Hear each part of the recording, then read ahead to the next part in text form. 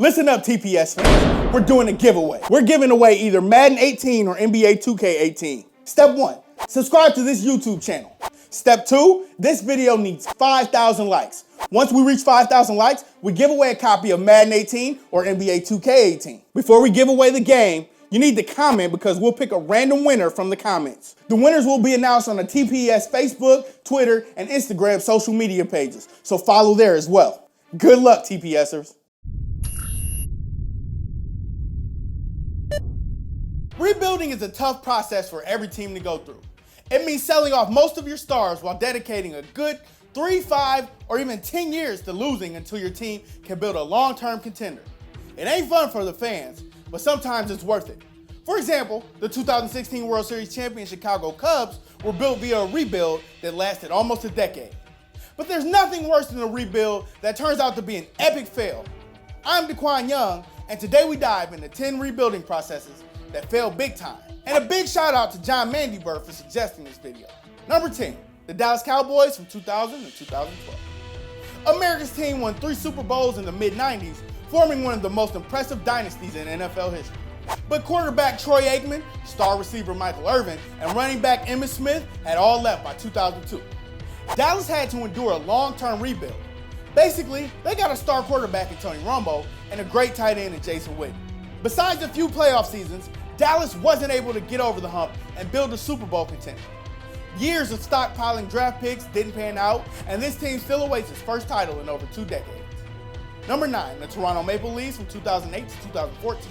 The Leafs had plenty of great teams in the 90s and early 2000s, but none good enough to win Toronto its first Stanley Cup since 1967.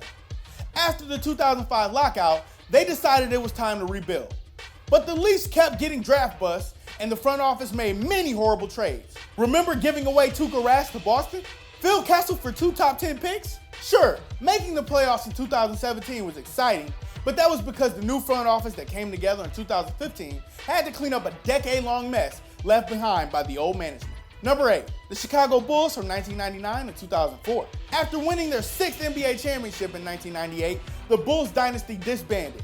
Michael Jordan retired, head coach Phil Jackson left town, as did other Hall of Famers Scottie Pippen and Dennis Rodman. And so, the Bulls were miserable for a good 6 years before building a slightly above average team in the mid-2000s.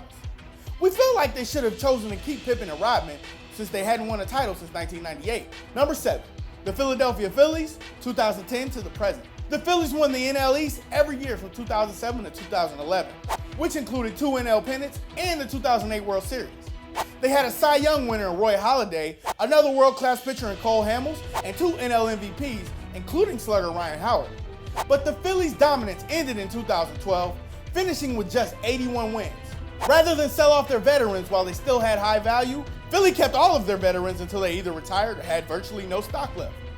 As such, this rebuild that should have fully started in 2012 only began in 2015 and is nowhere close to being completed. Number 6, the Phoenix Suns 2011 to the present. The Suns were a powerhouse in the West under 2-time MVP Steve Nash. He led the team to 3 Western Conference Finals, but kept falling short of reaching the NBA Finals. The Suns made a huge mistake in letting star Amari Stoudemire join New York in free agency. They traded away a solid scorer in Jason Richardson also. The Suns didn't really commit to a rebuild until they traded Nash to the LA Lakers in 2012. This Suns team should have traded his stars earlier. They waited around forever and haven't drafted particularly well either. Number 5, the Boston Celtics 1996 to 2006.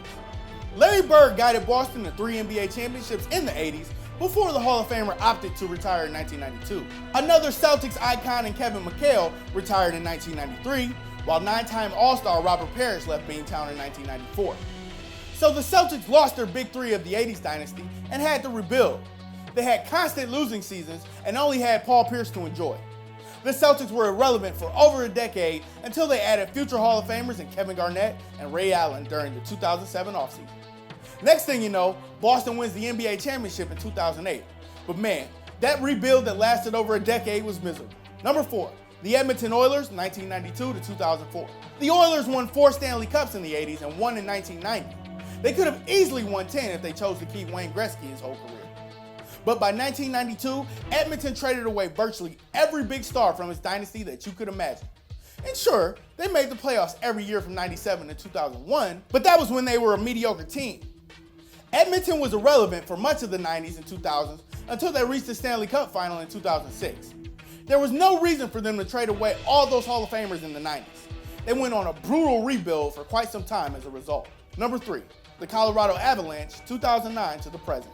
Colorado was once a powerhouse in the West, making the playoffs every year from 1996 to 2006, while winning a pair of Stanley Cups also. But because of the salary cap, they lost many star players after the lockout. Swedish sensation Peter Forsberg signed with Philadelphia, elite defenseman Rob Blake went to Los Angeles, Joe Sakic was hurt and retired in 2009, and the mighty Avs had fallen.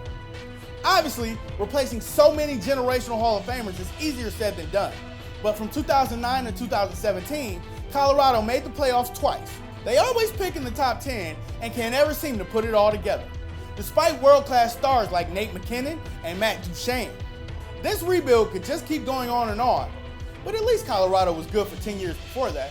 Number 2, the San Francisco 49ers, 2003 to 2010. San Fran was so lucky that they had Hall of Famer Steve Young take over for 4-time Super Bowl champion and franchise icon Joe Montana in the early 90s. Young led San Francisco to prominence throughout the 90s, including a Super Bowl 29 victory. But of course, Young retired in 1999. Terrell Owens joined the Philadelphia Eagles in 2004, and the best receiver ever, Jerry Rice, joined Oakland in 2001. San Fran had to rebuild, but kept failing with their first-round picks.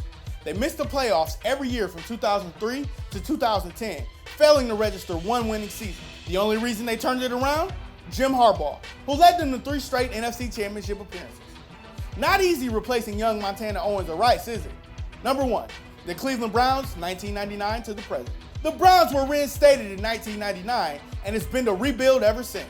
Tim Couch was drafted first overall in 1999, big flop. The Browns have used 3 or more quarterbacks just about every year since then as well. Drafting Trent Richardson? Bust. Johnny Manziel? Bust. Cleveland's used 9 head coaches since 1999. That's a sign of trying to rebuild every year and failing every year. One day, Browns fans. One day. What other sports teams failed during their rebuilding process? Join us in the comments below. If you like this video and learned a thing or two, clicking the like button helps us out a ton and we truly appreciate it. If this is your first time coming around to Total Pro Sports though, subscribing is a great idea because we put out videos like this every single day.